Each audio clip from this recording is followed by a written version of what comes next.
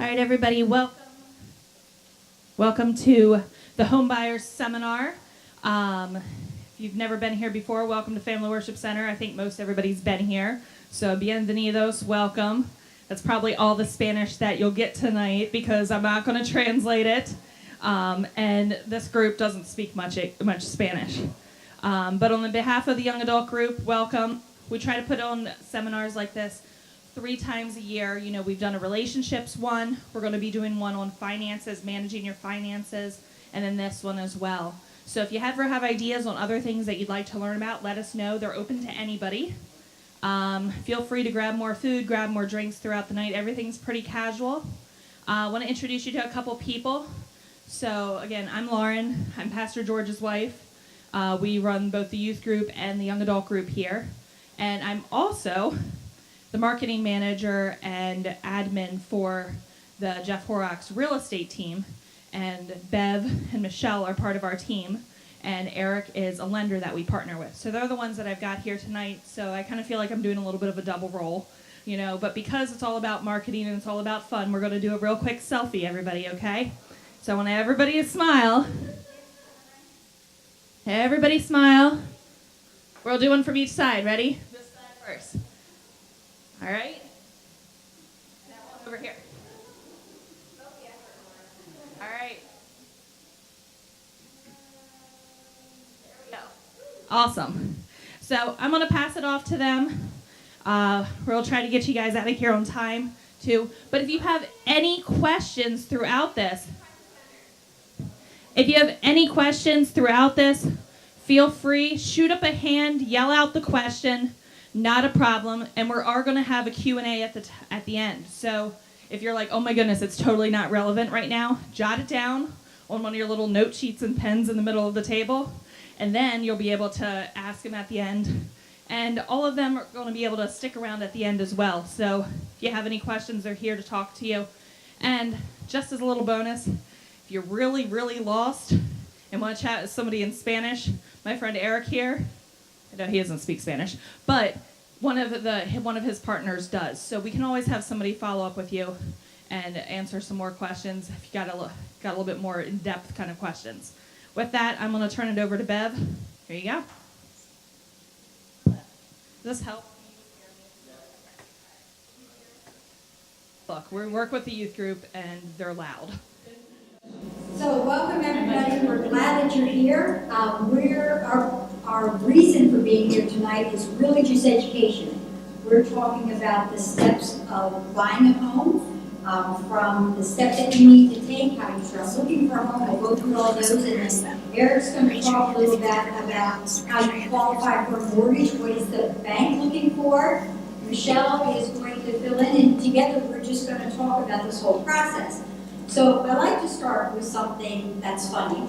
So I heard this story, and I want to share it with you. So Adam and God were walking in the garden, and they were talking, just conversing with each other, and God was talking to Adam about the work that he had to do, and Adam was sharing back with God about naming the animals and having to watch over the plants and, walking in the cool of the day and just maintaining this whole garden that he had to take care of. So God said to him, Adam, it sounds like you could use some help. I think I'm going to create someone to be a helpmate for you. Adam's like, that's a great idea, God. So God says to Adam, what would you like in a helpmate, Adam? He said, I think I'd like someone to walk with me in the cool of the day, someone to help you manage the animals. I think I'd like to have someone rub my shoulders, when I get tired, and maybe rub my feet and have my back and just support me and encourage me and share the vision of everything we have to do. I'm pretty much someone to keep me warm at night and just, hold hands as we walk through it. Have a good time, have a laugh. God said, that sounds like a really, really good list, Adam.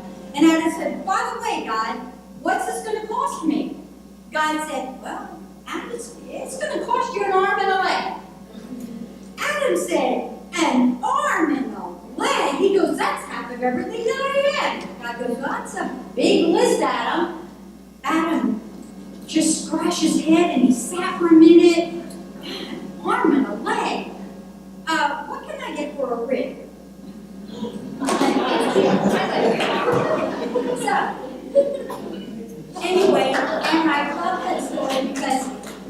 maybe sometimes you might feel like the home buying process is going to cost you an arm and a leg, and that it's so big and it can be so confusing. You hear a lot of people that have bought, and even if you talk to some people that have purchased and you say, what was it like? What did you go through? A lot of times they won't be able to sit down and tell you the process. They'll just kind of say, well, we went through it. Sometimes it was kind of scary. I really didn't know what I was doing. Even people that have bought homes 3 and 4 times can say the same thing. So our goal is to really help you understand. And we're going to hang around at the end, like Lauren said, for questions. If you have questions about your situation, or maybe a question we don't cover in our talk, please ask us. That's what we're here for. So with that being said, we're going to go over the process. I'm going to talk about the 8 steps that are involved in buying a home. So if we can go to the next slide, please. Our group that we work with is developing identities, but the reason that we chose that is because your home identifies who you are. So when you first think about a home you're going to buy, you're going to think about your lifestyle. Like, for example, do you want a bedroom on the first floor? Do you want 2 stories? Are you starting a family and you want a place to grow? Are you just looking to buy a home first? You're going to get a small home, and then you think you're going to buy something later. You want a yard, or people say, I've got to have a garage, or I need to have a fence around the backyard because we're dog lovers. All of those things help to identify who you are. Go ahead, Julie. You there? This is just a picture of our team. You can kind of go, that's again Michelle, I'm Bev, and our partner is Jeff. Please. That guy's good. Oh, that's Eric. It's right here. You can go ahead. Thank you. So the home buying experience is not really complicated. It's kind of marked out in steps, and you have material for you later you can take with you. Go ahead to the next slide, please. So the number one thing that you want to do is that you want to meet together with an agent, and you want to create a wish list. Now, with the things that you have available today, you can go online yourself. You can look at Zillow, you can look at Realtor.com, you can be driving through a neighborhood, and you can go on the internet and kind of do a search for what you're looking for. But in order to go through a home, you would still want to create a relationship with a realtor, somebody that can take you in the home. We're going to talk a little bit more later about why that's important. But a realtor will meet you, whether it's the one that listed that property or whether it's someone that you meet that you feel comfortable with that can kind of bring you through this whole process. But it's very important to meet together because that meeting together, you want to sit down and say, am I comfortable with this person? Are they interested in what I want? Are they able to feel us out of what we're looking for? Can I depend on them? And a lot of that you find out when you can get together and meet. So we all know of people that maybe every house that they want to look at, they pick somebody else different to go through that house. Well, it kind of gets confusing at that time, and it's hard to build a relationship. So our first advice to you is find someone that you're comfortable working with, that you would like to establish a relationship that can be with you through that whole process. So the first one again was to meet with someone and sit down. The second thing is that you want to do is that you want to talk to a lender, which Aaron brought. The reason for that is it's very difficult when you just go online to know what it is you're going to be able to buy.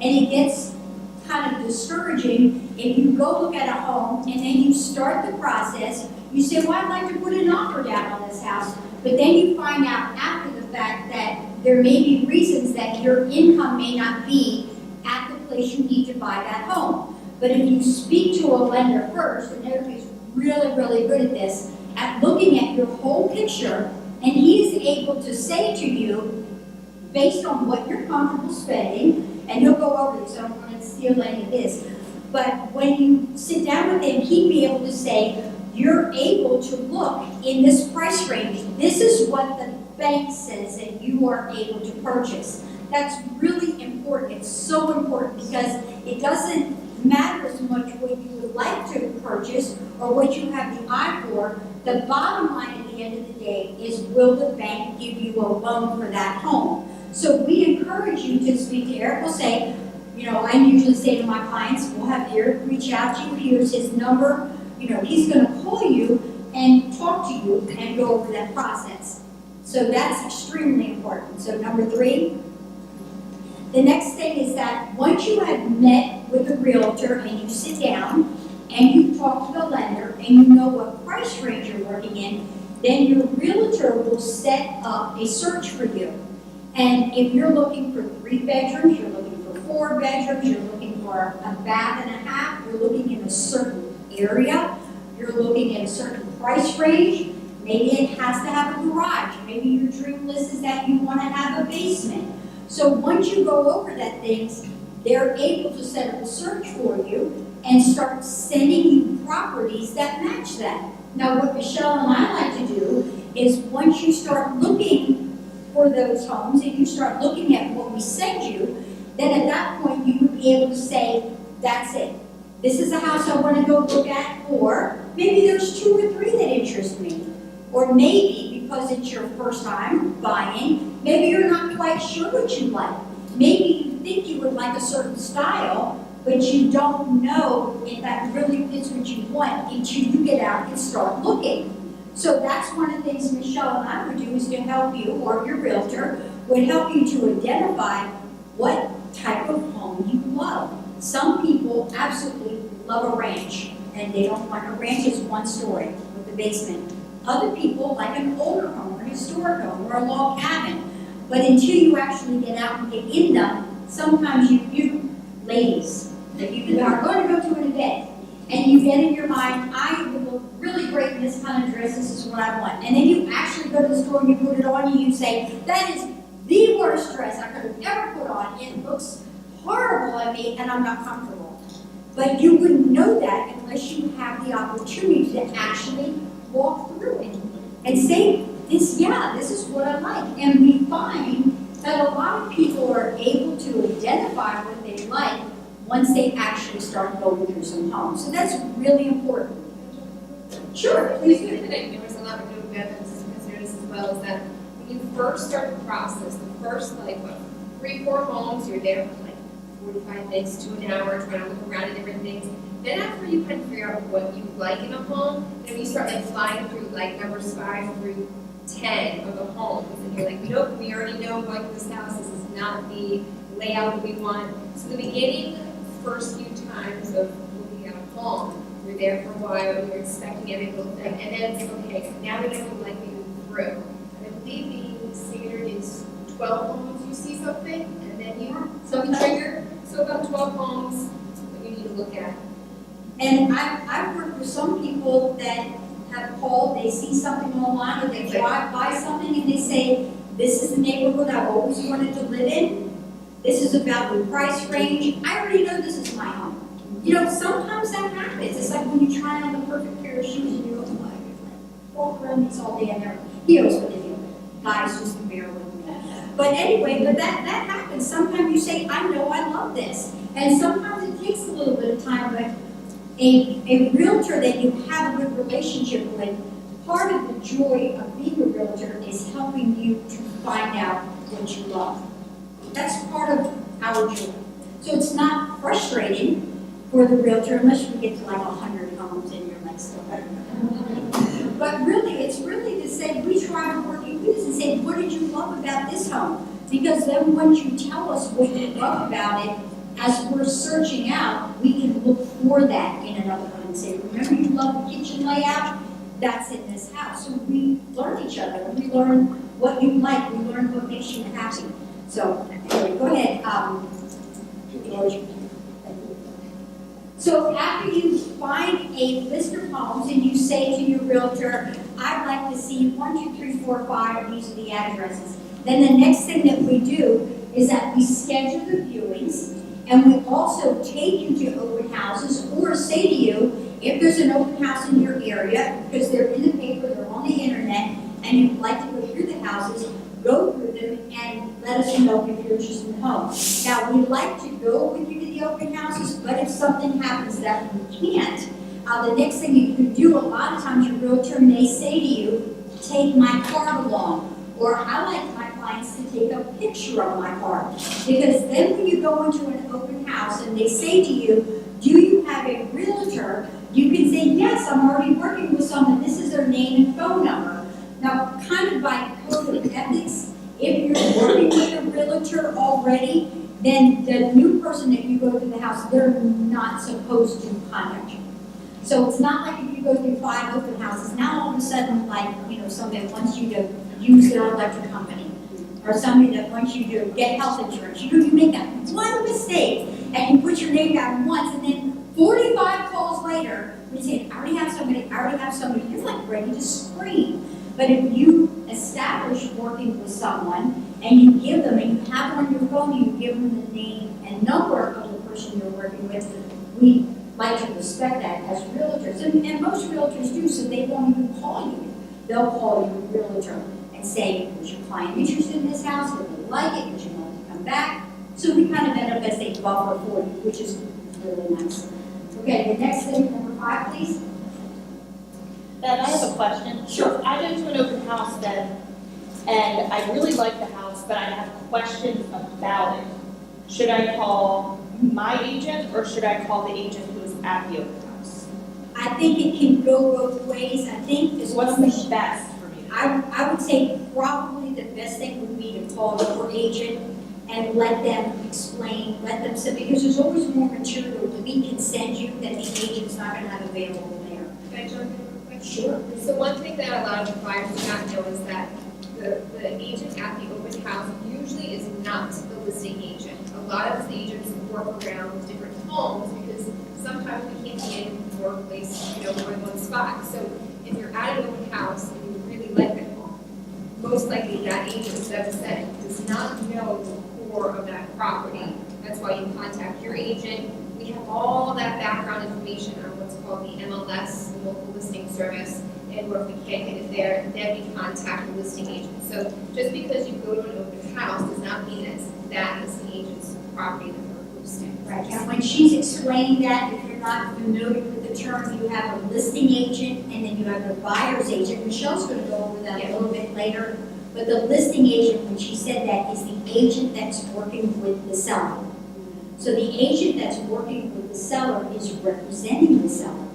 They're not representing you as a buyer coming in. Their interest is to the person that is selling the home.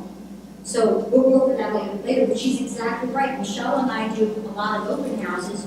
We're not the one that's working with the seller, we're doing the open house. So a small little snippet about that property.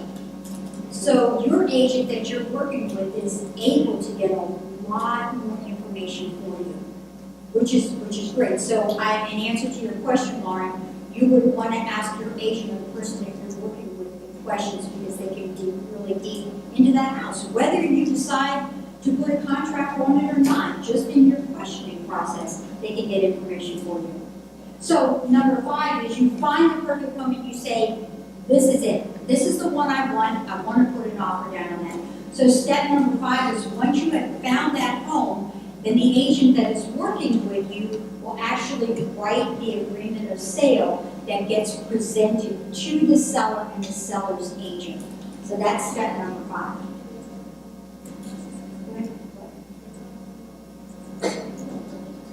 What's that like? Is that Okay, yeah, she's asking about, she said, how long is it to write the offer? It basically is determined by if you've been working with that realtor, you've already been pre-qualified by the bank. There's certain documents that go with the offer. One of them is that the bank gives an approval, pre-approval, and they qualify you. So that goes along with it, as well as some other documents. So if you're working with an agent, they can already put some of these documents in the computer that you've worked together with, so then when you find that home, then it's a relatively short process to write the offer. So it could be done in an evening or in an hour and a half, then we can send it to you. You can either sign it in person or you can sign it on the computer.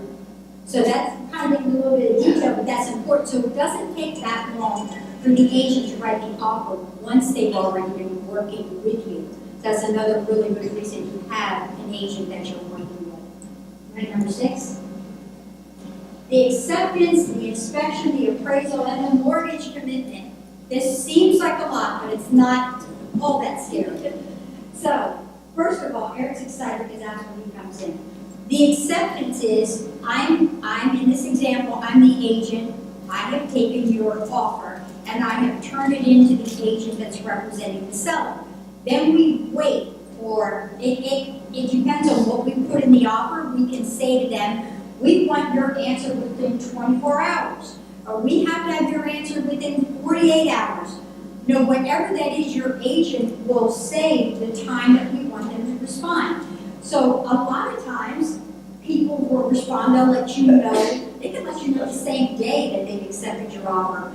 Sometimes, if it's a new house on the market, they might wait like 48 hours until they may be expecting some other offers.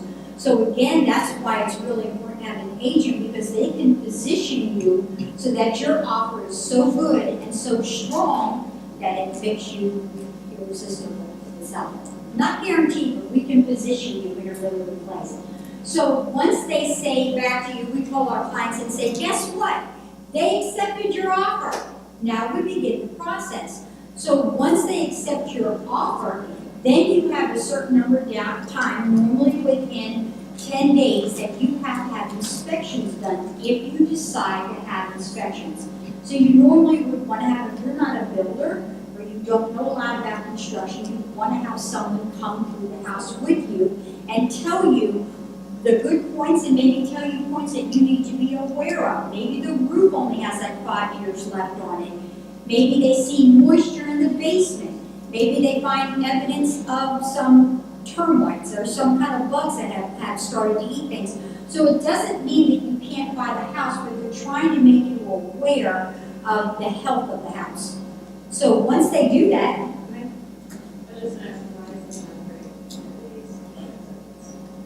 that's a normal time. You can make it a little bit longer, you can make it a little bit less, but that's just kind of the standard industry, is within 10 days. The reason is once a seller goes under contract with you, they can't go under contract with another person. So their house comes off the market during that time. So it's not fair if you're the one that's selling it to say, well, I'm going to leave my house off the market 30 days while you decide whether you want to buy it or not. So it's really, sure. I'm determined, a lot of buyers I work with, they see something on Zillow or something we send them where it says active O.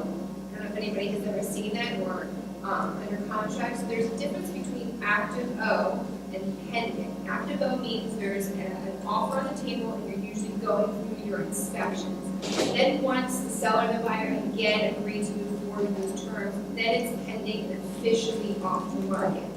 And just to kind of jump onto the inspection part, yes, in the agreement of sale, it says already 10 days. But let's say, for instance, you're going to want to do a private well, maybe you have a little bit more land. Then you're going to want to do something more like 21 days, because they're way more intense with inspections, take longer to schedule, take longer to get done and get results. So if you know you're going into a house that needs a little bit more, I think there's a total of 9 inspections you can pick from on the agreement of sale. Standard or home inspection, wood infestation, and radon, and of course, depending on the property, a few other things you can add on to. But it gives you enough time to get the inspections done, have a day or two to review over the inspection report so you think clearly, then you do your reply back to the seller. Right. And when she's talking about the reply, once you have someone come through and look at the house for you, then your realtor goes back, so you say maybe it needs a new roof. Just as an easy example, you know a new roof may cost $10,000. So you may go back in your answer back and say, I'm willing to go forward with the purchase of this house, but hey, we found out that the roof only has a year left and there's some leaks in the roof. So we're asking you to give us $5,000 to fix the roof. Or we want to go forward and buy this house, but we're asking you to fix the roof. So there's some going back and forth between the buyer and the seller based on what you find out about the house. Very important, you need time to do that. Do you have a question? No, actually, that was my question. Okay. We made an offer, that offer was accepted, then we can make a counter offer against what we find on those. Yes, yes. Well, what happens is, it's another reason why it's very important to be comfortable with your realtor and to trust them, is because when you list the inspections that you want to have, what it says is based on those inspections, if I don't like what I find, or if we can't come into agreement about what I find, then I'm able to walk away from this contract and get my deposit back. But if you don't have those boxes checked off for inspection, and you just say, I'm gonna buy this house, then you end up buying the house as is, and even if you find something wrong, it doesn't give you the ability to back out. So that's where your realtor protects you. And while we're just talking that a little bit, we go to the appraisal and the mortgage commitment. That has to do with the bank. But the other thing that Michelle and I like to do to protect our clients is that we check off the box that says that you are willing to buy this home if the bank approves you for the mortgage. Okay? Because what could happen is that you say, I'm willing to buy this house, but you don't say anything about the bank. The bank steps in to get a mortgage, and you can't, he's gonna go into the whole process. No. No, he's not. No, we do, yeah, go ahead. Okay, so basically what we're saying is that's your protection for that, because if you can't qualify for that mortgage, which is why you get the bank to talk to you first, but if something, yeah, the mortgage guy did not do his job. So if that's the case, then you're able to say, I was not able to get the mortgage, so therefore I cannot buy the house and I still retain my money, so it stays safe. But Eric's gonna go into all that. But the appraisal, basically, the bank sends someone out and they do an appraisal of the property. Just easy example, you offer $200,000 on the house. So the bank has to come out and say, yes, this house is worth $200,000. If we offer, which if the realtor's doing their job, we're not gonna let you offer more than what the house is worth. Because if you say, I'm willing to pay $250 for this house, but if Michelle and I as realtors or another realtor does their work, they would say to you, you might be willing to pay $250, but guess what? No house in this neighborhood has sold for $250. The most they're selling for is $200. So therefore, the bank would say, we're sorry, Mr. and Mrs. Buyer, we can't lend you $250,000 because the house is not worth that. That's the appraisal. That's another way that the mortgage officer or loan officer will protect you, because they won't let you pay more than what the house is worth. Very important. And then the last thing is the mortgage commitment. So you've been through your inspections, you've come into agreement, you're working with the seller, you've decided, yes, I want to go ahead and buy this house. Yes, we have come into agreement. Yes, we're willing to work things out, either by they give you money or they fix the things, or you say, nah, I'll fix that later, it's no big deal. That's all part of what you're going to decide as the buyer. And then the bank says, yes, the house is worth $200,000, says you're good for $200,000, you're ahead, we will give you your mortgage, and then, George, number 7, you go to time to close and get the keys. Yay! You end up at the table, your realtor has worked with you during this entire process, has gone through, worked with the mortgage person, we all stay on the same page, we make sure the work that they said they were going to do, they do, we make sure that everything is done, and that you're ready. We have good folks, that's where someone like Lauren comes into the picture. She goes behind the scenes, make sure everything is right to go to closing. We sit down at the table, you get your keys, you sign papers. I was going to say 1,000 papers, it's not 1,000 papers. You sign a stack like this, and anyway, you sit down, but Eric's job is that he will come to that closing table and he will go through every single paper that you sign and explain to you what you were signing. he makes sure that everything with the loan is written correctly. So you're not promising your first 5 children and the next 2 cars to the bank. He'll say, this is the paperwork's right, that's his job. He looks over and he protects you to make sure that you're signing exactly what you thought you were signing. He tells you what your payments are. He tells you how long the payments are going to be. But by the way, those are things that you would have already spoken to about Eric. You would not find that out at the closing table. The closing table is a review of what Eric has already talked to you about. So there's no big surprises. Sure. Oh, do you have a question? Yeah. This is the lenders you're talking about? Yes. Right now, yes, that's a lender. Just to kind of quickly jump in, I got a lot of people who ask me about closing. It's such like an emotional, exciting, nerve-wracking day. Closings or settlements, I should say, are normally like 45 minutes to an hour. If everybody's on time, we sit down and do the paperwork. And yes, it's a little bit of a thicker step that Eric goes through, but it does take about 45 minutes to an hour. And one thing I'm sure Eric will touch on is everybody gets very nervous about those numbers. So by law, we have what's called the CD, closing disclosure, that goes out 3 days before closing. So that's kind of like the final review before you get to closing, so it's very easy and relaxed. There's no surprises. So that's where you review again, paying out of pocket, what your monthly payment will be, and then on our side, we get to what's called the ALTA, because we don't actually see your numbers, but we have a general idea of what closing is to expect. So closing is a very, very fun day. It's exciting, lots going on. Sellers and buyers are there together. That was one thing I always thought. The sellers and buyers go together? Yes, everybody's there. And 99% of the time, everybody is laughing and smiling, and they're telling the buyers, like, oh, the trash company comes on Tuesdays, and you can do books on certain days. Like, it's fun and it's exciting, so it's never stressful. But again, if you have a good relationship with your realtor and you're comfortable with them, and you have a good relationship with your lender, that's why personalities are very important. It's important for your realtor and you. If you can't get through a conversation without, wanting to choke them, you probably shouldn't work with that person. Because this is a big deal. This is like the biggest purchase that you will make in your lifetime. And then on to the next one, it should be and can be a very, very good experience. So I don't think you covered this, but if I'm a buyer, how much does it cost me to hire you as my agent? If you are a buyer, it costs you $0. You do not pay, thank you, Lauren. You're supposed to have pool The in buyer,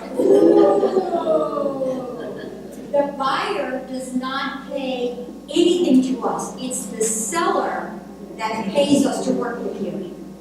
But, That's but, we signed the buyer agency at the very beginning, so we know that we're working together and not working together. So you establish that relationship at the beginning. Yes. And, how do you understand that it's in Bible? How much around is the cost for the closing?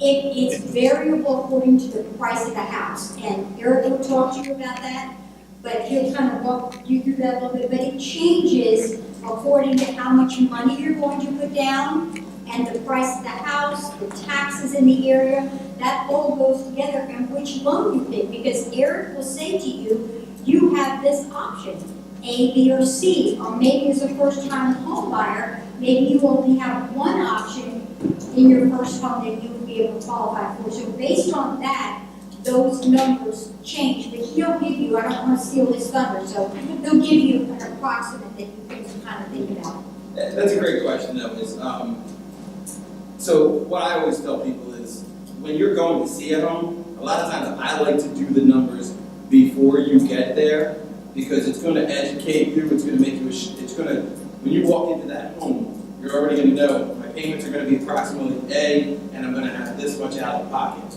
Then when you're seeing the home, it's going to give you a better, just a more comfortable feeling. And it does change. Closing costs are, in the suburbs, closing costs are about 5 to 5.5% of the purchase price. But That's just your closing costs, because then your down payment is going to factor into that as well, for total funds out of the pocket. But we do with Eric, for example, when we're taking a client out, if we pretty much narrow down what you want and we go to take you to your home, there's many times that I'll call Eric and say, I'm showing this person this address. They've already started working with him, so he knows their finances and what they have to put down. So before they go, we can take that sheet with us and say, if you're considering this home, this is what your monthly payment is gonna be. This is what you're gonna have to bring to go to the table.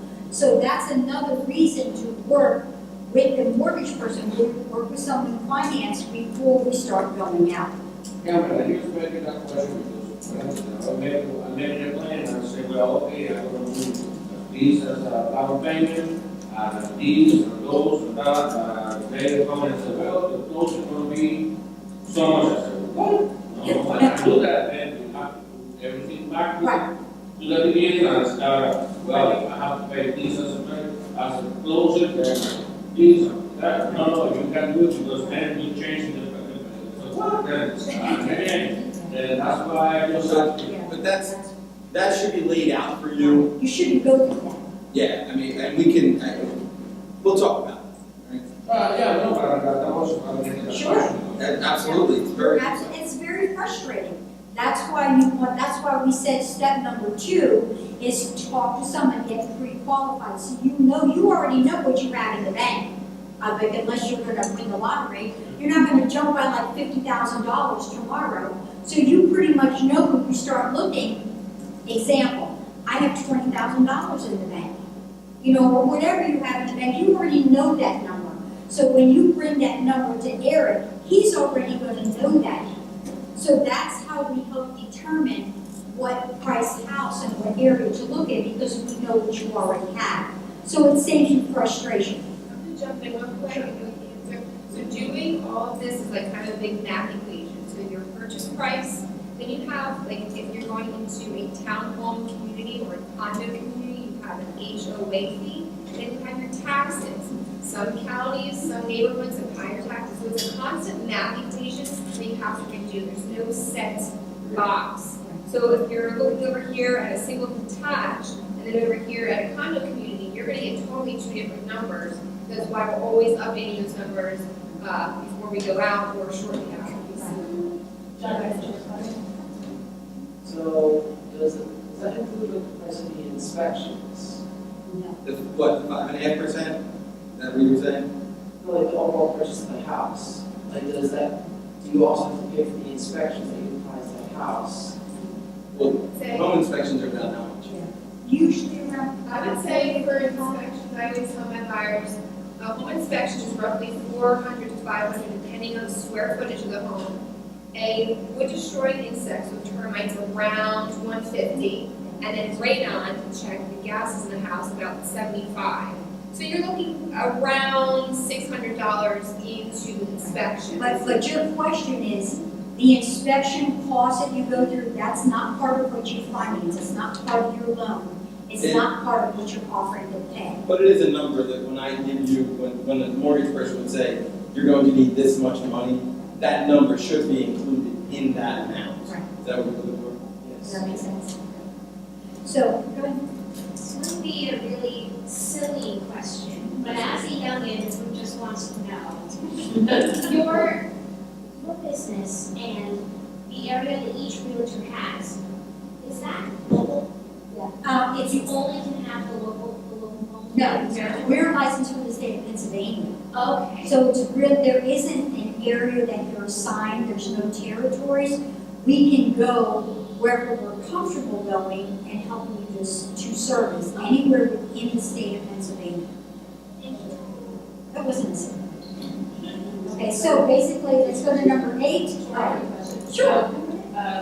So about like, I don't know what it is about what you guys get, just, so like if you buy that, I have no idea about that. No. But, so say I'm selling a house for $250K, and you are looking for a buyer and you end up closing. So what my total proceeds are from selling the house? Yes. You get a percentage of that. So Yes. really, if I'm selling a house for $250K, I have to factor in, okay, I'm gonna get 5% less. Yes. Correct. Yes. So Yes. split that 5 to Yeah. 6% evenly to be. So between the buying and the selling agent, both of those together combined comes out. But your agent, as the seller's agent, before you ever list the house, should go over those numbers with you and say, this is what you owe on the house, this is what you're selling it for, this is what you're going to pay in commissions, and this is what's going to cost you to go to the settlement table, because the seller pays some things. So when you add all those numbers together, that's how you know what you should walk away from the table with if you sell it at that price. But your agent, that's part of what a seller's agent does, is goes over those numbers with you, so you know ahead of time what it's gonna cost you and what you're gonna do. And you update that, like if you list your house at 250, but you're getting an offer of 240, then before you accept that offer, we do another estimate for you, so there's no like, oh, I thought I was gonna get this. We always are adjusting that for you. Can I clarify something too there? So, one thing that I've heard as a common myth is people say, well then, why don't I just go to the listing agent, because that'll save me money, I can get a lesser offer, and they'll say, why don't I just go to the listing agent? As a buyer, you need to know that that listing agent already has a contract with that seller. If they sell the house and they have it listed, they get both sides. So even if you're thinking, like, a lot, and that's a common myth, when people go to an open house, maybe they didn't know a listing agent, they said, you know what, I'm just gonna have that person there write it for me, I'll have them, they can work both sides, they'll probably save me a little bit of money. That seller still has to pay the 3% and the 3% to the listing agent. But you don't have that person in your corner. You actually have to sign off then, saying we're being a dual agency. And basically the agent almost becomes a transaction coordinator at that point, where they're presenting facts and they're not giving you as much of their opinion and expertise, because they're now representing both sides, trying to get the best deal for both sides, as opposed to when you have a buyer's agent who is representing only you, and they are able to negotiate on your behalf. And they're going to help raise those different questions for you. If you're like, okay, you're a little bit unsure of something, they'll say, okay, well, this is what we can present, here's what we presented to other people that's worked really well. So they're really there to negotiate on your behalf. So it doesn't really save you anything by going directly to the listing agent. And that's a common myth that I hear. So, and then what we'll do now is anybody that has any other questions, if you can think of what they are, jot them down. Because again, at the end, we're gonna open it for questions, that other things may come up while we're talking. Or if you wanna talk to us individually later, then we can answer your specific situation the best we can. So, can we move to celebrate? My favorite is, that's not my favorite. My favorite is watching you find a home that you love. And then we celebrate. So, then we have a good time. It's a great time. We love what we do. We love helping people find their home, find it or sell it. So I'm going to turn this over to Michelle. So I wanted to just quickly jump in, I'm going to need just a few seconds, because Eric's going to talk a bit more. But a little quiz here, who remembers what step 1 is? There you go. Okay, so something that's very important when you meet with an agent the first time. In the state of Pennsylvania, by law, us realtors must give you 2 forms. They're not contracts. 2 forms called consumer notice and the affiliated services disclosure. So if you're working with an agent who's not presented this to you, it's already breaking the law. So when you meet with an agent for the first time, I'm going to quickly just show you these so that you know what to expect when your time comes. So if you're buying a home, you would be going with a buyer agent. And just some quick notes here. The buyer agent works exclusively with the buyer, even if paid by the seller. The agent must act in the buyer's best interest to make a continuous and good faith effort to find you the property and keep all of your information confidential unless there's no material defects in the property. On the back, some things that an agent owes to you is to deal honestly in good faith, account for escrows and deposit funds. So if you're giving your deposit, you're giving us, we have to submit that to the listing agent side, so we have to do that honestly. Advise the consumer to seek advice on matters that are outside my realm. So I don't know roofs. If you have a roof question, heating question, I can help you find those people who are the experts. And then some things that are negotiable are, if you want to work together, we do what's called a buyer agency contract. And at that point, you can decide, I'll work with you for a month, 6 months, a year, whatever you're comfortable with. So there's always things that you can negotiate. So by signing this form, you've read your rights as a consumer. The second form is called the Affiliated Services Disclosure Notice. And that is where our office is sharing with you some of the things that we can give to you. So we have mortgages, we have title insurance, that's usually where you do your closings at the title office.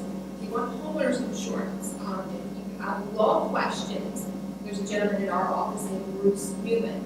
So everything on this form basically describes to you what is available for you if you're working with us as an agent at our office. So by signing it, you've read your rights as what you have available. If just imagine that you are one firm and she is another firm. Yes. And I signed a contract which, 6 months. And she shows me the house that I really like to buy. Do I have to sign another contract with her and break your contract? So when you already sign that contract with an agent, you must continue to work with them because there's something called procuring cause. If you are contracted to me, but then you happen to go into an open house and Deb's working, and you say, I want to buy this house, I want to use you. Not only do you have to now pay me because you're contracted to me, but now she's the reason why she's helping you buy the home, so now she has to get paid. So that's why when you sign that contract with an agent, you must continue to work with them because it can get very, very hairy if you go and work with another agent. If you find that you don't like me anymore, you always cancel the contract. You can ask the agent but it would need to be not just because someone else showed you a house. You should call her and say, I want to go look at such and such a house and she should take you. But if you're going to an open house, that's different. That's why I said take a picture of her card. Right. Because then when you go in and they say to you, do you have an agent? You say, yes, I'm already working with Michelle, but I'm here because you opened this house to the public today. So I would like to go through the house, but yes, I already have an agent. That makes sense. Right, because it's a legal contract. So, and on Michelle's side, because she's already put time and effort to take you around, she's already done work on your behalf, so it's kind of like unfair to just jump to another agent, and she would have to release you to work with it. Most agents would come and say, we're not working out, but not just because, guess what, I came upon this house and they showed it to me, so I want you to release me. It's unjust. But you can say to that person, I'll look at it, but I already have an agent. Or the best thing, again, to say is, Michelle, I drove by this house. I'd like to see it. I saw it online. Could we go look at it? Let her take you. Because you've come into agreement to work together. Does that answer your question? Yeah, actually, that was, what I was thinking is on the complication, legal complication that I have, It is. a contract with somebody, and a fine house that is sold to somebody else. Sure. But again, if a house is under somebody else, that's what our job is. It's to take you to go see that house. That's why, we set up a tour with a client. We look at 8 homes. Every one that we show you, unless it's our listing, is going to be listed with a different agent. But our job is to get you access into all of those homes. And just to kind of piggyback off of this, a lot of times Bev and I will meet with you the first time. We'll start the pre-approval process, but we do not ask you to sign that buyer agency contract right away. It's kind of like what Jason said. You're dating that agent for a little bit. You don't want to just get married right away without knowing anything about them. So we're happy to take you out to see 1 or 2, maybe 3 homes, just to see, do I work well with you? Do you work well with me? At that point, we'll say, okay, we've established this relationship. Are you comfortable now to sign the buyer agency contract? If so, now we're going to do that and you would move for a month, 6 months to a year. So we kind of take that pressure off just a little bit. We want that commitment, but we're happy to help you see a few different homes before you have to sign that contract. We don't just shove it on your face and say, okay, sign it. But I also want to say something that's very important. We have different types of people that we work with. So I have people that I work with that just say, hey, when you come across a house, could you just send me on the internet? We haven't gone out anywhere, we've exchanged time. Then I have the people that are looking, but not haven't quite decided. But then there's a group of people that say, I want to make a commitment with you, I want to work with you. And when they make that commitment, and we both agree on it, they get 100% of the top of my time. So Michelle and I do this full time. So the first part of my day, the first part of every day, I'm looking for houses for them. If they want to go see something, they're going to get first priority of my time. So if you want to see something at 7 or the next day, I'm going to take you as my priority before I'm going to sit at my computer and send things to other people that haven't decided whether they're going to work. So it's not just a commitment of you to me, but I'm pledging to you that you get the best of my time. Because now I'm going to concentrate on finding you what you want. So it's reciprocal both ways, but we're really making a commitment. You're making a commitment to honor our relationship. We're making a commitment to give you the best of our time and our skills. Does that make sense? So with that, I I'm think going we're to... done jamming now, it's Eric's time. And then we're going to give it to Eric. Eric! Woo! Yes. How's everybody doing? Good? We need to Confused? A little bit. Listen, it's a big process, all right?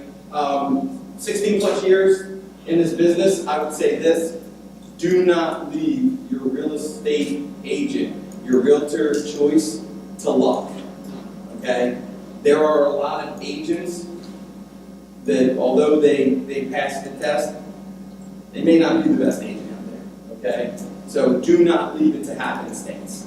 That is a bad thing, okay? And guys, your friends, your family, your coworkers, they love you, they want the best for you, okay? But who would agree that sometimes they don't have the best advice for us, right? If you look at your business, my brother is a lieutenant in Lower Merion Police Department.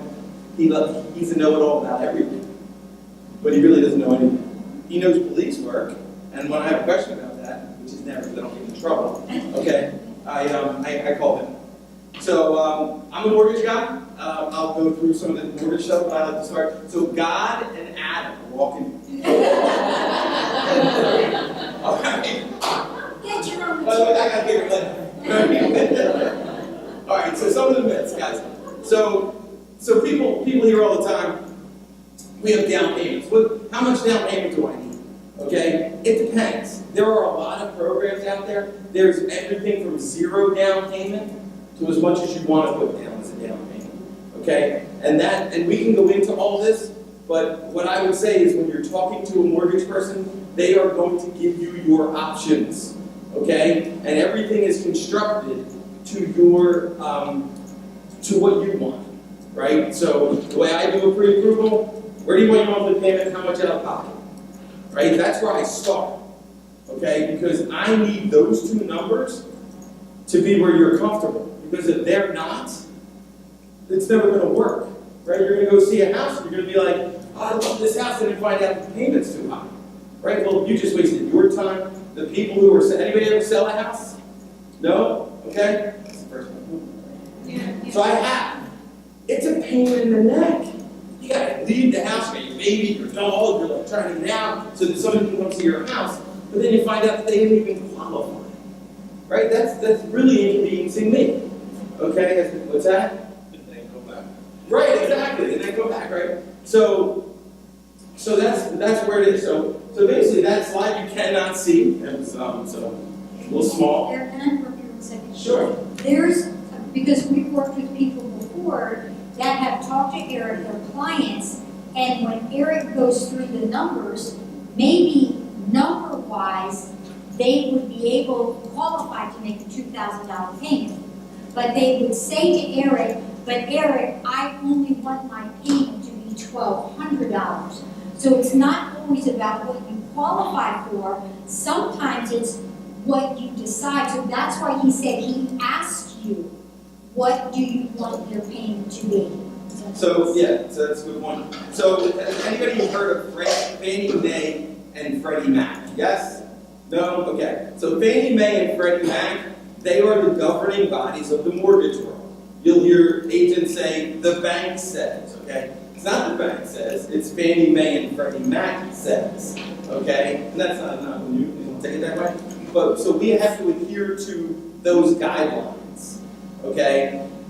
Some lenders will have rules on top of those rules, okay? Which you may hear of things, but, so starting with the myths, we're gonna start with the myths. So, you need a big down payment to buy a house. Guys, I'm telling you right now, doesn't happen often. I've actually had, my claim to fame is somebody bought a $212,000 house, okay, in Percy, and at settlement, I did the math, and I looked at them and I said, you realize you bought this house for $57 out of pocket. $57. That's really not good. Oh, I'm still astonished, by the way, right? So $57, now, does that happen every day? No. But USDA loans are 100% financing, and we have great realtors. You can actually work seller's assistance into that, right? I'm going to what's that? No, so, Yes, so this covers your closing costs as we talked about before, at 5%. Right. Right, but we can, so some of this stuff, guys, you're going to have to understand, we can't give you everything tonight, because otherwise we're going to be here till tomorrow, okay? Some of it, there's going to be some hanging questions, but we'll be available afterwards. You can call us, whatever. So the truth is there are low down payments. The mortgage payments are always higher than rent, right? Not always true, right? Sometimes it is, by the way, right? But not always true. Okay, and then it's not a good time to buy. Ugh. It's never a good time. Guys, people are buying and selling houses all the time. Anybody have parents that bought a house in the 80s? Right? No? Yes? You found out what the interest rate was? No, it's probably 17%. Okay? Got my age down there. 17%, right? People still bought houses. Why? People had to transfer for jobs. People wanted to invest money and not rent. People were having children, needed a bigger home. People are always buying and selling houses. Okay? Next, George, please. If you have a mortgage, if you have a question, just raise your hand. Again, if it starts to get too deep, we're going to question. Mortgages are very expensive now? Explain to me very expensive. You're talking about the interest rate? Yeah. So the average interest rate right now is about, let's say, 5%. Okay? So we just came out of 2008, where interest rates were in the low 3s, right? 3%. Guys, here's the thing. Does anybody know, I have giveaways, but does anybody know where an average interest rate is over the last 30 years? An average 30-year fixed interest rate. We want to take a stab? No. The average interest rate over the last 30 years. No. 8.25%. Okay, I started in this business on April 1st. It was an April Fool's joke I pulled on myself. April 1st in 2001, I think it was. The first mortgage I helped somebody buy, it was 7.875. Okay? That's the average interest rate. So right now we're at 5%. We're still at historic lows. Historic lows. Okay? And lows is not that store, right? Lows meaning low. So guys, rates are not coming down. They're trying to move rates up. Because when the mortgage rates are at 8.25%, your savings account is at 3%. Who thinks 3% of a savings account would be ideal, right? Some of you guys, you're out there, we almost got into negative savings. We did. Japan did it, right? So the interest rate at 5%, although it's higher than what you've heard, it's not coming down anytime soon. Okay, it is going up. And I'm sorry to say, but that's the truth, right? I have people close today on the homes, and I'm like, what's the great news about your 5% rate? And they said, what? And I said, it's a low rate. No, the bad news is it's higher than what you could have gotten. I said, but the good news is you're never going to see that rate ever again. I truly believe. By the way, does anybody know why we got so low in interest rates? The housing bubble, good one. It was in a complete economic collapse. Right? Complete economic collapse. the interest rates were so low, so I hope we never see rates down there low. Because by the way, man, the mortgage business in '08 was not fun. Everyone thought I was meaning out. So pre-approval. How do you get pre-approved? It's pretty simple. I never did the math, but it has to be 95% of my pre-approvals are done over the phone. Okay? We have online ways to do it. Over the phone. I'll come meet you at your house, right? Depending where you live. I'm driving to New York, so that's how the pre-approval is done. And then why the pre-approval? Bev covered it, and Michelle covered it a little bit. Because you need to make sure when you're going to see a house, then you can actually buy it, right? Because if you love it, here's the worst call I get. Listen, I just want to show the house, and the person loves the house. They want to buy it. They talk to a different mortgage person, but can you call them? By the way, this just happened. And I said, sure. I called her. I said, what do you have? She didn't want to talk to me, but her mortgage person wasn't available. She was not happy talking to me, and I could tell. And I was a pretty nice guy, I think, right? So she says, she gives me the specifics. And I said, well, it sounds like you're going to be pre-approved, and the monthly payment is going to be $26.28. And she went, oh. I said, what? She said, I want my payment to be $1,800. Now, she qualified for $2,600, but the other mortgage person never asked her, where do you want to be?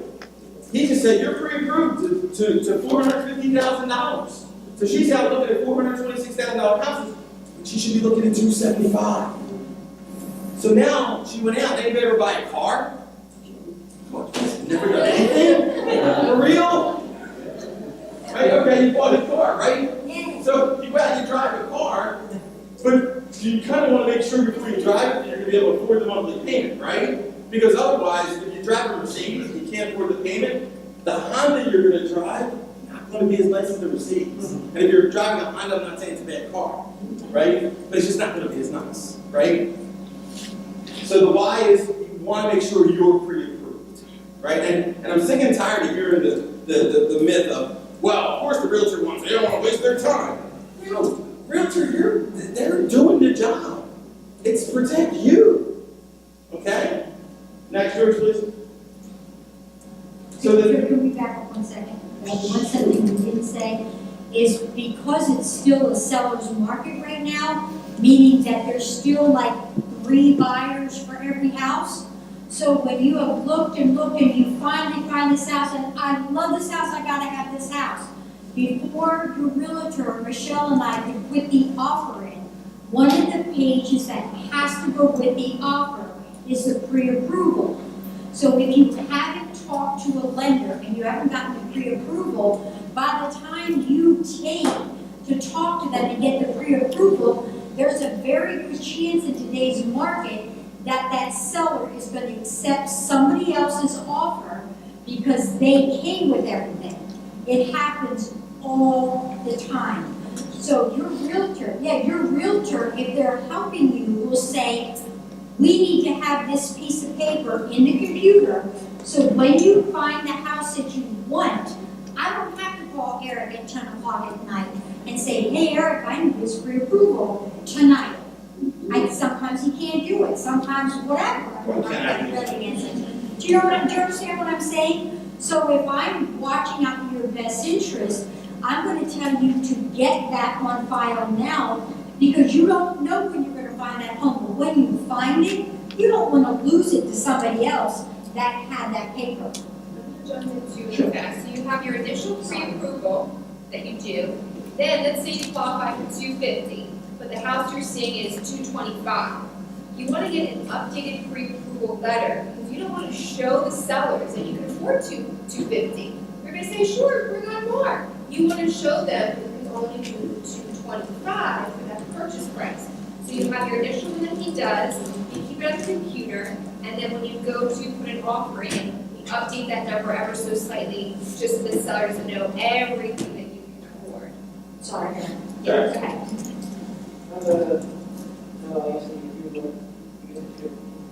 From the realtor or the lender?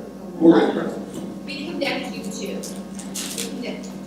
And then once you get that, with your permission, we also get a copy of it. It's not all your financials, it's the letter that says you were approved in X number of dollars, then we keep that in your file. Yeah, all the information you share with the mortgage person is under the privacy law. We can't share that information. Well, we can, but we go to jail for it, which I live already knows it, right? Guys, I'm telling you, the pre-approval, again, take one thing from this. When you're gonna look for a house, get a pre-approval. Just get it. Listen, I get it. It's like somebody looking in your underwear drawer, right? They're gonna pull your credit, ask you about your income, all that fun stuff. I get it. It's not fun. But by closing your eyes, you're not going to disappear, okay? And too many times people think, I'll do the pre-approval, but just later, right? I turned 50 this year. I'm supposed to go get that anyway, I'm supposed to go to the doctor, right? Yeah, right, everybody's laughing, right? And I'm like, oh, I'll do it. Blue Cross must call my house 87 times since May. Still haven't gotten that spot. I'm on it, right? So, but here's the thing, guys. That's the one thing, get the pre-approval. Again, it works to your benefit, okay? And when's it expire? Pre-approval is good for 120 days. They're as good as long as your credit is good, okay? But having your credit pulled over 120 days is not going to hurt your credit score, okay? Three major parts of the mortgage, leave it, right? Three major parts of the mortgage are credit, income, and assets. Assets being savings account, checking account, that kind of thing. So it's check your credit, your income against your debts and the new house, right?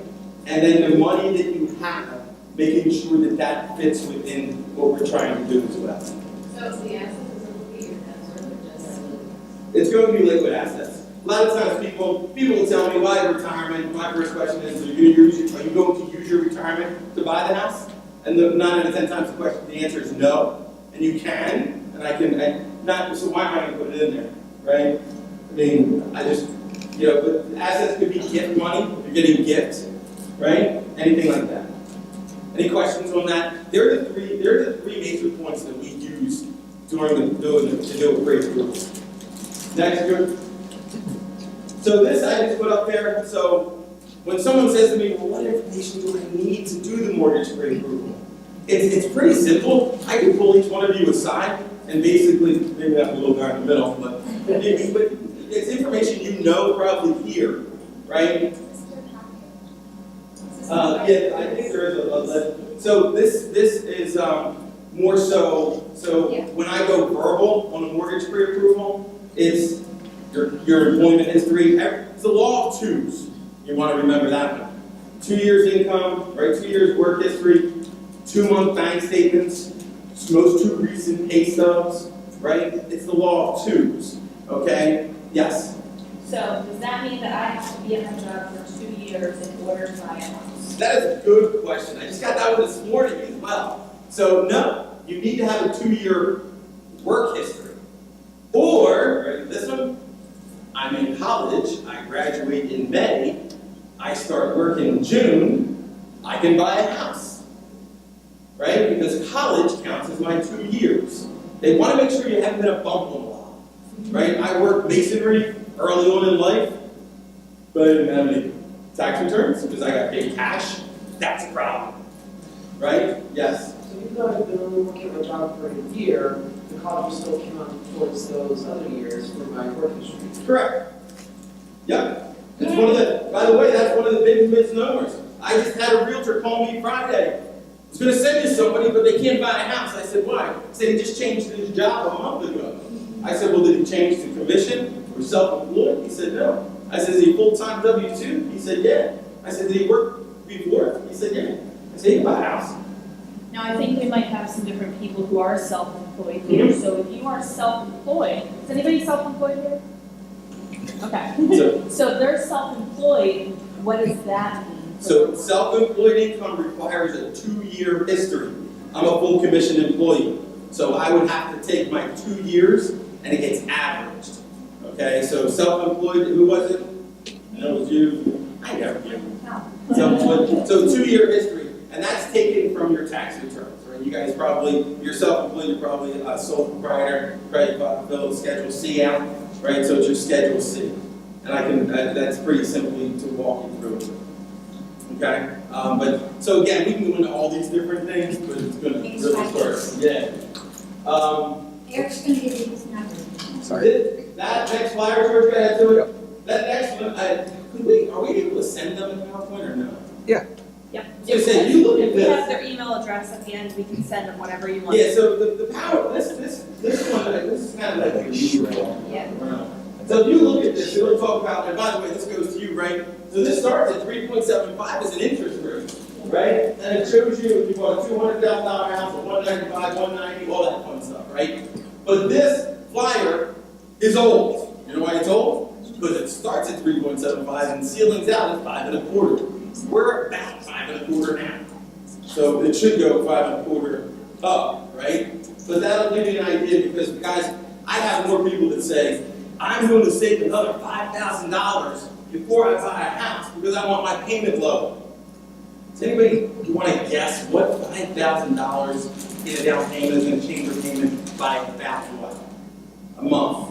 Anybody want to take a stab at that? $5,000. You think it changed your monthly payment how much? $5? $500? You would be prices right because it's closest to that going over. It's $25. $5,000 in your mortgage payment changed your payment by about $25. That's the most common one.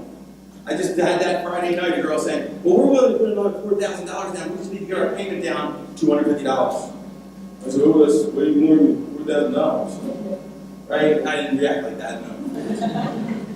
It was like, ah! Would never laugh so you could hear me, I promise. Not that you can hear me. Next, George. All right, so these are some of the mortgage programs that are out there. So one of the common ones is FHA, right? So FHA is not first-time housing. It's Federal Housing Administration. Has nothing to do with first-time home buyers. PHFA, by the way, the mortgage world, we think everything's in letters. PHFA is a first-time home buyer program. That's a phenomenal program. USDA, okay, and yes, it's the same people that stamp your meat, by the way. Okay, USDA, it is, right? And that's a rural housing loan, but the great news is, guys, it's like, the cutoff is like 40-foot road that way, like towards, right? Yeah, towards, I'm horrible with directions, but the mortgage got to go to. So, but it's out the other way, not Above towards. South. Thank you, yeah, that way. USDA and PHFA are also income restricted programs. Okay, this is why talking to a mortgage person is vital, right? I'm telling you, I have more people to call me and go, my buddy told me I could get the super duper looper loan. I'm like, what is that? Right? Well, when he closed, he got $10,000 back. No, he didn't. That's illegal, right? But it's, again, people like to like embellish. And then conventional financing can do up to 3% down. Next, George. So why and how home ownership? Or how and why, right? How is quite simple, guys. Who rents here right now? Okay, who likes to say I don't have enough money? Even if you have enough money, you say that, right? But one of the things in here is I've had people take security deposits and use them as down payments. Part of their security deposit. When you vacate your home, as long as you keep it in good condition, you're gonna get that back, right? Tax refund, guys, that's the big one. Your tax refund is coming now. We're only a couple of weeks away from Christmas. And then you have a tax advantage when you own a house, right? You have a write-off, right? And again, I don't care what political aisle we're on here, okay, the tax, your home, your primary residence is still tax deductible, the interest you pay. You have a second home or a second mortgage, that may not be with the tax law. But if you have credit issues, we work through credit issues. I've seen it all, okay? If you have credit issues, be embarrassed all you want. I don't judge. I mean, a little bit. No, I don't, right? But we can help you, right? I just had a lady call me. She wanted to buy a house. She had a 600 credit score, right? She wanted it higher because the lower your credit score, the higher your interest rate, right? So So I said to her, I said, here, try these couple of things, and we'll check credit in 3 months. She did exactly what I told her, maybe a little bit more, but she did exactly what I told her. She's coming back a month and a half later. Now I'm like, oh, when I don't want to repull credit, I repull credit. She had 720 credit score. Now, does that happen every day? No, but it happens. And you can make a plan. And you can make a plan. Well, that's what we do, right? So who's ever been to a doctor? No, you raise your hand, right? Who's ever been to a doctor, right? So I had tennis elbow, right? So and it got so now I'm afraid of needles, okay? And I knew you get a needle to get rid of tennis elbow, right? And my hand hurt so bad that it got to the point where when I would shake someone's hand, I could almost cripple, right? It was that painful. But I didn't want to go to the doctor, right? Because I knew it required a needle, right? So I avoided it for 2 years. Now I'm an idiot, I get it, right? I went to the doctor, and he goes, oh, you have tennis elbow. I said, oh, we have to reschedule. I'll do it right now. I'm like, oh, right? He did the needle, which didn't hurt that bad. And my hand was better in like 2 months. But the fear of actually going to the doctor basically crippled me for 2 years. And I'm telling you guys, that's what I hear so much. Is, oh, bad credit. And I don't want to talk to anybody, right? As if you leave it alone, it's going to get better, right? It's going to get worse. So kind of treat it like a doctor's appointment. You're going to talk to somebody, you're going to get on a prescription to get better. Because doing nothing, you're going to wind up shaking somebody's hand and your knees almost give out because your elbow hurts so bad. Make sense, yes? So I'm going to interject a little bit. Is that also as realtors, sometimes once someone has talked to Eric and they get a plan, we say, okay, you are not in the position to buy today, but if you follow what Eric says, or the person if they give you away, within 12 months, you are going to be able to. So we adjust that. So we help, and they help you during that time to help identify the type of house that you want. We check back on you to make sure, see how things are going, what Eric has told you, and we work on a long process. If you have a realtor that, if you're not in the position to buy today or they don't work with you, then they're not doing you a favor. Because it's about helping you to realize home ownership. Not saying that you can't, it's how and when. Again, going back to it, and I love that. Going back to it, I've been in this business 16 plus years. If you tell me you want to buy a house, it's just not going to happen for 2 years, I'm probably still going to be able to help you, right? Unless something happens, right? And so, where the mortgage person is, there are going to be mortgage people around who's going to be able to help you, right? So don't be afraid, right? It's the average, with credit, staying on that for 1 second, the average credit repair I see is usually 3 to 6 months. Ready? Watch this. 6 months ago was Memorial Day. That doesn't seem like it was a long time ago, does it?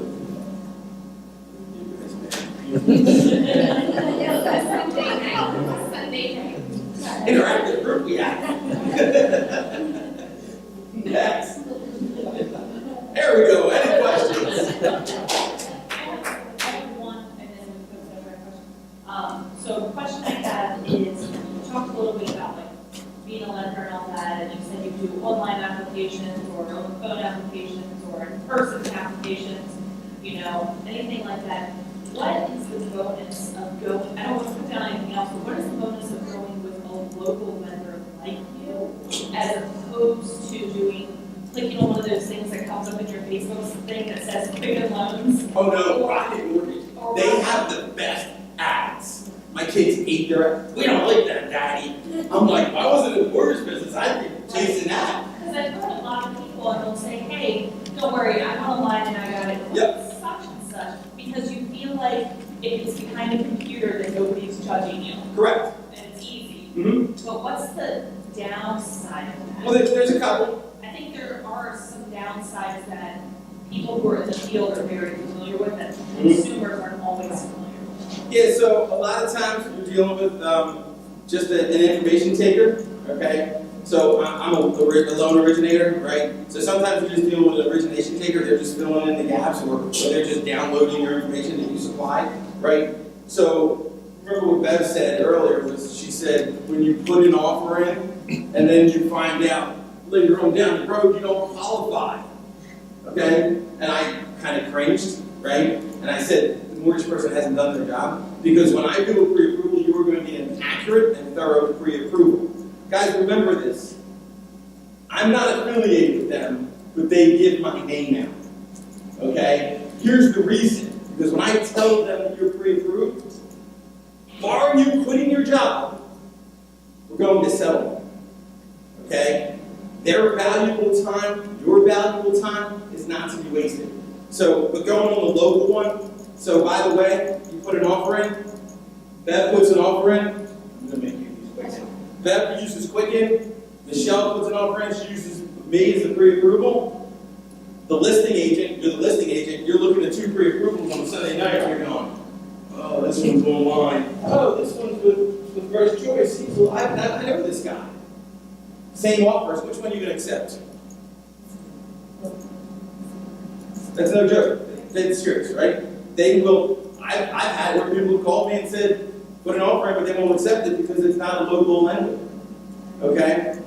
So, and also, one of the bigger ones, just had this one, 9 a.m. settlement, Monday morning, last Monday. The agent called me and said there was a problem. I said, what's that? She said, my buyers use an online lender. Anybody want to guess where the online lender was located? No. California. Why is that a problem? Time. It's not 9 o'clock in California until it's 12 o'clock here. You were supposed to settle at 9 o'clock. Uh-oh. I like your face, boy. Yes, right? I was secretly going. No, I wasn't. No, but that's a problem, right? Because of that. And remember they said I go to settlements, right? And by the way, my jokes are funny in settlement. Okay? But I go to settlement. A lender in Ohio is not going to be at settlement. My bank is a 50-state lender. All 50 states. You know how many loans I've done outside of Pennsylvania and New Jersey? I won one. And that's specifically because when somebody calls me and says, my brother is buying a house in Florida, I say, I don't do Florida loans. I can refer you to somebody at First Choice in Florida, but I'm not doing it because I don't know enough. And I don't want that phone call going, oh, right? I don't deal well with stress. I do everything up front.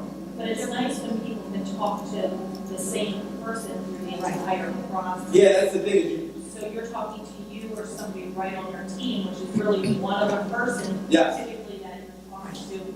So you're not having to re-explain your scenario every single time. Because let's be honest, everybody hates to do that when you have to call into Comcast or Verizon and then you have to start the whole story over again Right. every time. I just make them do it to business money. I'm like, wait, what? No, that's true. With local lenders, you are going to do. I know a bunch of local guys that work for different companies, and it's the same thing. We're there. We're there from beginning to end. Real quick, especially for first-time homebuyers, because I work with a lot of them, they don't understand when you go to closing, us realtors cannot describe to you, read to you, your mortgage documents. So if your lender is not there, who's going to do it? The next person in line would be title agent, but they specialize in title. So if you don't have your lender there, you're going to be in a little bit of trouble. A little bit longer, so. It's a little bit longer, so he's going to explain everything to you because we cannot. Yeah. You have a question? When are we going to be done? Right? All right, I'm going to go ahead and open it up for Q&A, but I'm also going to pass out, we'd love it if everybody could fill out a survey for us. Basically, seeing what you guys thought. This is helpful for George and I as we're planning out future events here at the church. But also, if you have any questions and you would like for somebody to get in touch with you, put your information at the bottom and I'll collect them and one of them will follow up with you to answer any of your personal questions. Again, they'll be hanging out afterwards. I have folders back there full of all the information and pretty much everything you saw on the screens is going to be in those folders. So if you want to take one, there's plenty back there. So feel free to help yourself to more food. I've got a baby at home, so I have to run out in a minute, but feel free to ask as many questions as you want. And if you want a copy of the PowerPoint, we can send it to you, but we need somewhere to send it to. If you just put on here at the bottom, right, please send me PowerPoint, then tomorrow morning I will go ahead and forward that over to you as well. Okay? And if there was an award for the best outfit, Henry Hubble Monster wins. Henry Hubble Monster. That's divorce? Jonathan, you had a question? Sorry. So to the process of hiring and finding the lender. Is there a particular process? How would I find one? I'd call me. No, I'm kidding. No. So I would ask, right? People who have done it. I have people that call me and interview me, right? So one of the things is millennials, right? You guys, I'm assuming millennials. I'm making an assumption there. But you guys do a lot of research. So I've been interviewed a bunch of times, right? Where they go online, they'll look up certain questions, and then they'll call me and say, hey, here's my question. Tell me what this looks like.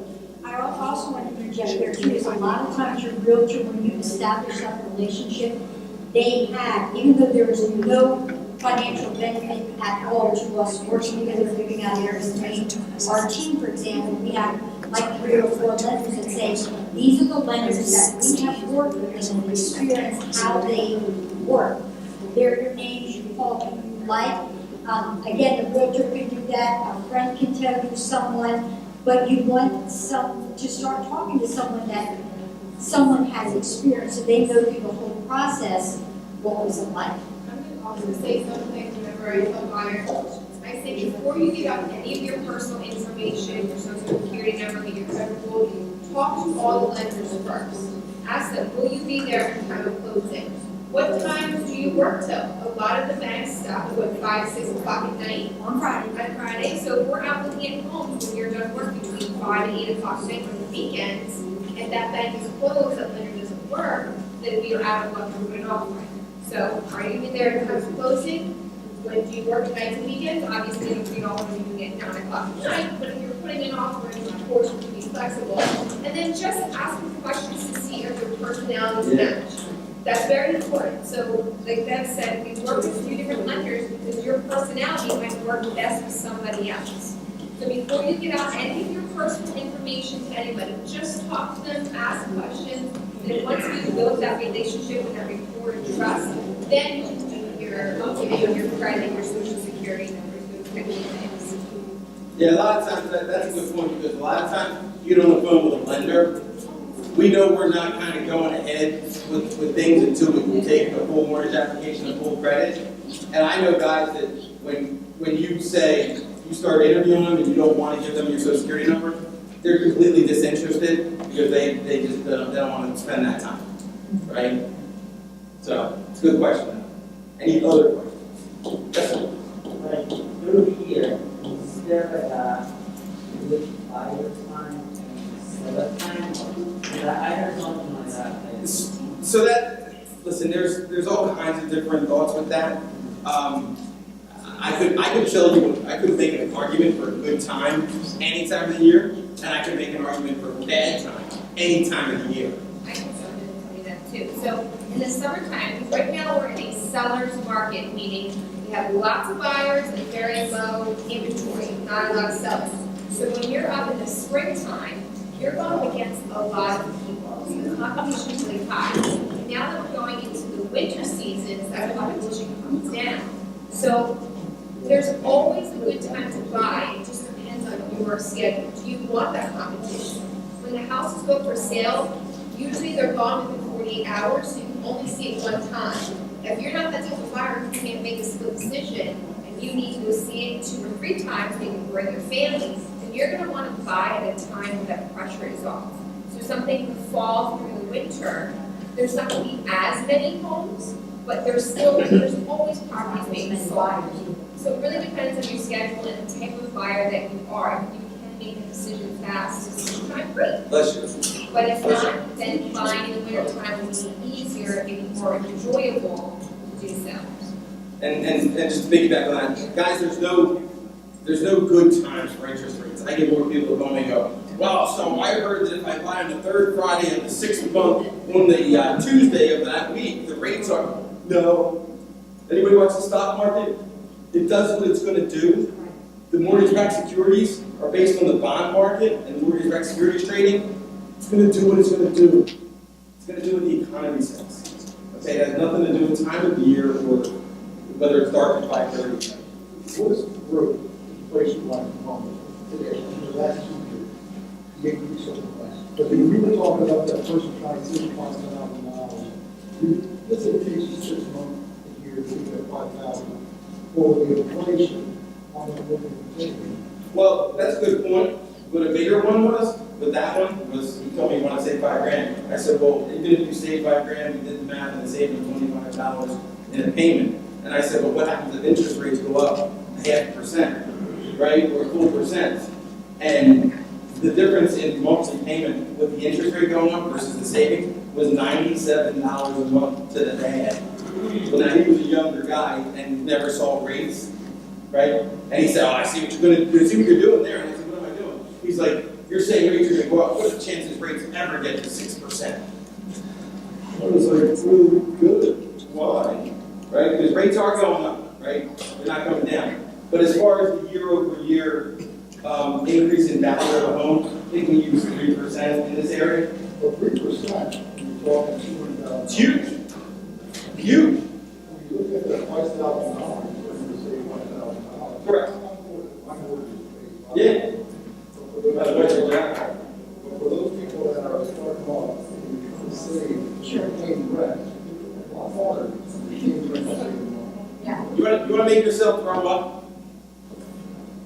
I rented for 8.5 years, and I paid $650 a month in rent. I did the math. I think it's $38,000 I gave my landlord. I just sat with a couple, they've been renting for 13 years, I did the math for them. It was $115,000. It's crazy. I'd rather pay my mortgage than somebody else's. Yes. The electricity and the water, What's that?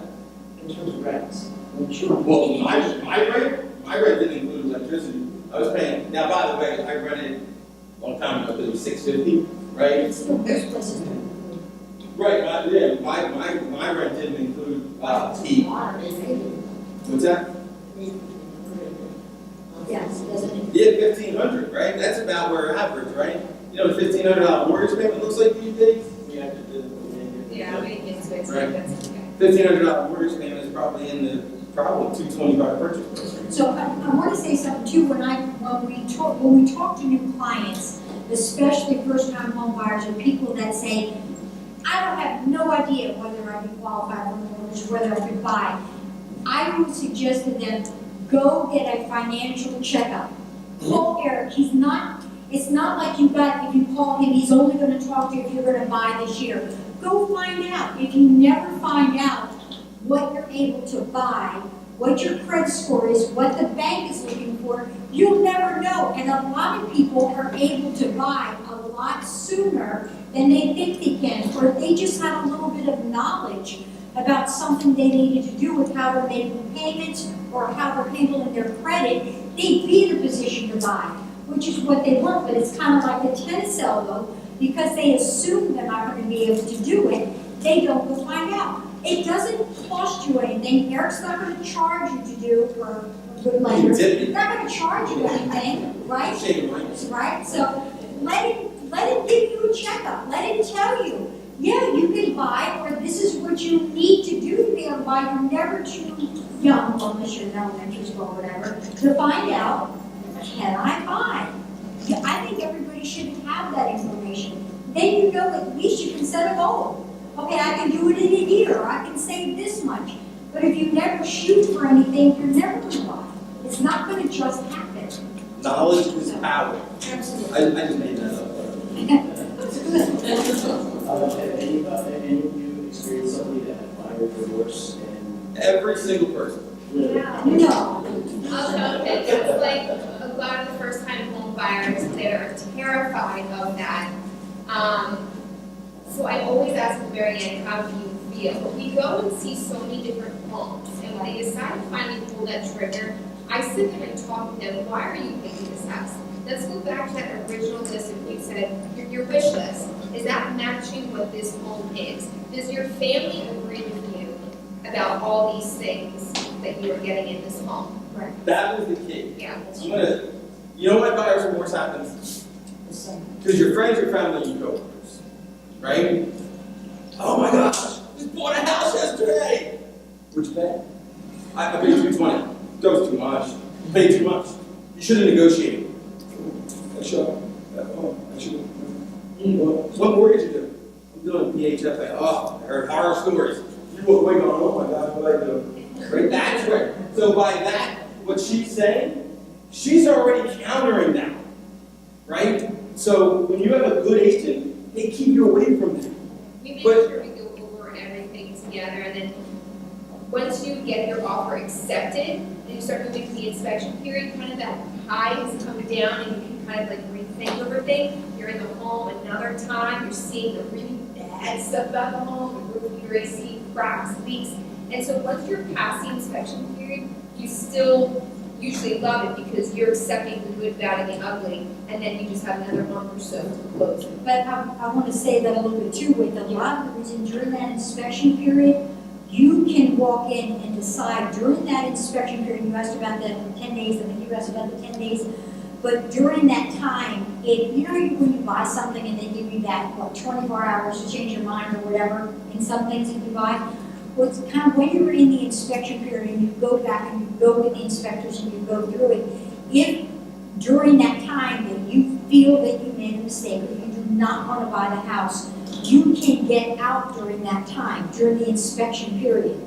So if you made a mistake, if you question it, if you go back and go, I wish I hadn't done this, that period is to protect you, and a good agent will not only help you discern that at the beginning, because we're not making you buy, we're not telling you to sign the contract.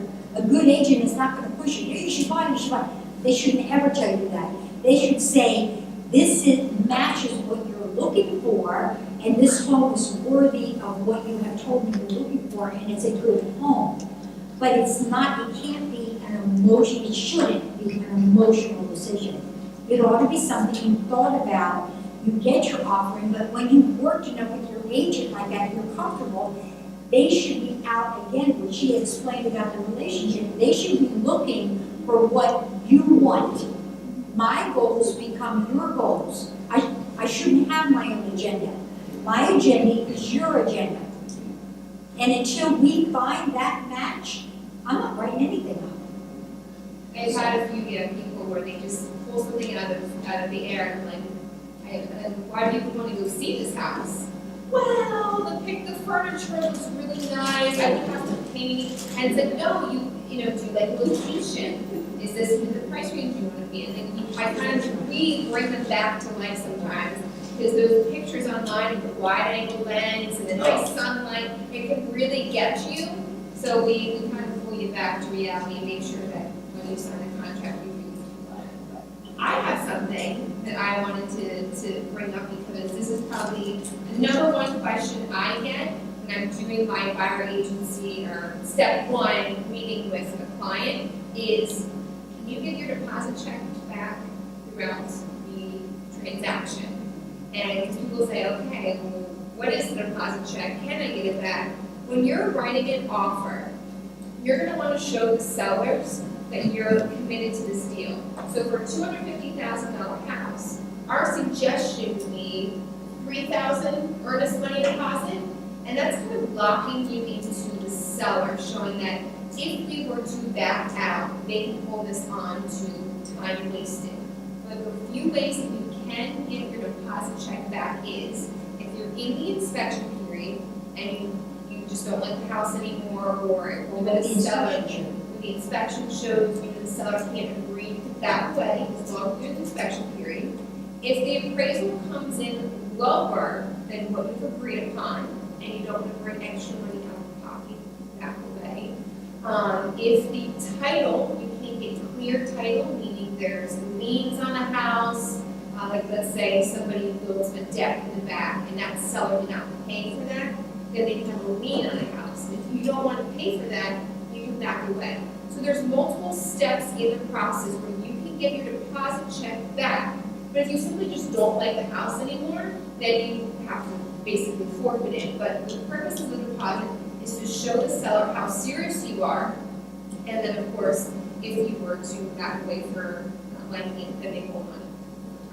That's probably the number one question I get when I'm sitting down with people is, They see all that money up front because it does come out of your bank account. What happens is, once you go under agreement with that seller, by law, us agents have 5 days to get that to the listing agent's office, the check. And it does check cash out of your account. So you see that number go down and it kind of gets a little scary, but that money comes back out onto the table at closing, So just because it's away in the beginning, it comes back and is subtracted from your closing costs. Does that make sense? Okay, so if you do need to back away because inspections were poor, then it takes, a week or two to get that back, but, I hope that makes sense. So why don't we also break down, just because I know those are probably starting a little bit later. Yeah, sorry. So We love real if estate. you want to go, thank you so much for coming. If you have individual questions, we're holding on, our cards are in the back. You can call us, or you can stay and ask a question if you want, but if you want to go, please don't feel that you need to sit. Yeah, there's folders back here with some information. Take some snacks, Thank you for Thank coming. you for coming. Thank you.